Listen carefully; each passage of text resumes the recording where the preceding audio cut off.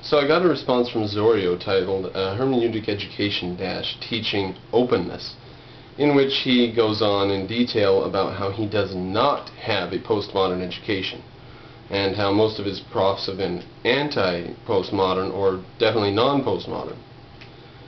And I thought that I had covered that point by saying that all of education, public and private, K through college, is dominated by the corruption of kantism today. So I'm not saying the kindergartners are studying hermeneutics. I'm just saying that postmodernism permeates society, from including the college that this gentleman has gone to, and including his professors who probably rail against postmodernism on certain days of the week if it's raining. So it's just that on other days they will be right in bed with the postmodernists because they don't have any principles. They're philosophically blind and corrupt and directionless. And as total evidence for this, the next thing Mr. Zorio does is quotes from an essay where it talks about what thinking is.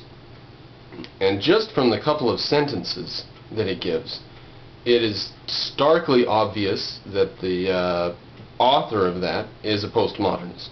Starkly obvious. And anyone who buys those ideas is a postmodernist. So I don't know what your definition of postmodern is, Zorio, but you are a postmodernist. So you're in with it.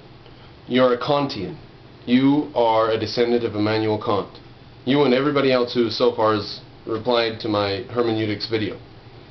Except for the one guy who replied with a poem by Parmenides, which I just couldn't see a connection. I'm just not learned enough. But anyways, it's said in this quote from Zorio of what thinking is, that thinking, this is perfect postmodernism, perfect textbook postmodernism. Thinking consists of forgetting. It was a little more roundabout and verbose than that. But they say in order to think of something new, you have to forget what you've already known, or forget what was already in your mind to go on to the next thing. It's just a really silly way of saying we have a finite consciousness. The Crow epistemology, we can only pay attention to so much.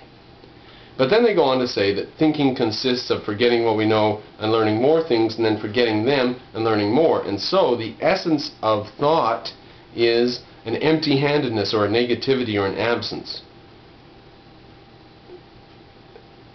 That's asinine. That is postmodernism.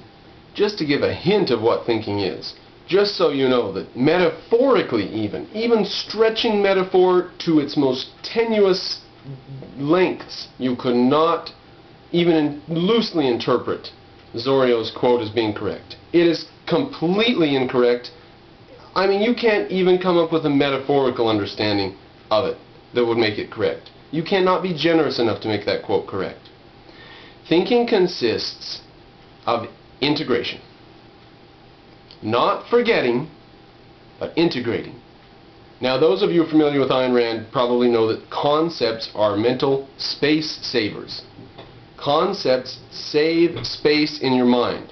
Like, instead of remembering that the lazy boy and the lawn chair and the dinette set chairs and the bar stool are all chairs, instead of remembering each one of those and saying each one of those is a chair, you just have the word chair in your mind. And then, instead of remembering that chairs, bookcases, tables, end cables, couches, lamps, blah blah blah blah blah, instead of remembering all those are furniture, you just remember that furniture. And then when you need to, you can break it down into its various concepts. So it is not forgetting. It is integrating. That is the essence of thought. It's just a small side note. But I don't care how much postmodernism Mr. Zorio's studied. It's gotten into him all the same. Every school in America today, I would be hard-pressed to believe that you could find a school that's not corrupted by postmodernism, except for the ones being opened by objectivists in the past 10 years or so. Other than those, even the private schools have ideas and philosophy and so forth, the ideas of education and so forth, that have come from the Ivy League, corrupted by Kantianism. Now, if you can't see a connection between Immanuel Kant and postmodernism, then I invite you to not watch any more of my videos, because I certainly won't make any sense to you, because you are that far out there. So just try to keep it open-minded about it. And, you know, I'll close by saying, you know, come back to the light, man. Come back to the light. Step away from the brink. You know, you're really not thinking for yourself. I mean, what you're doing is you're parroting objective slogans. So they told me not to just echo Ayn Rand. You know what I'm really sick of?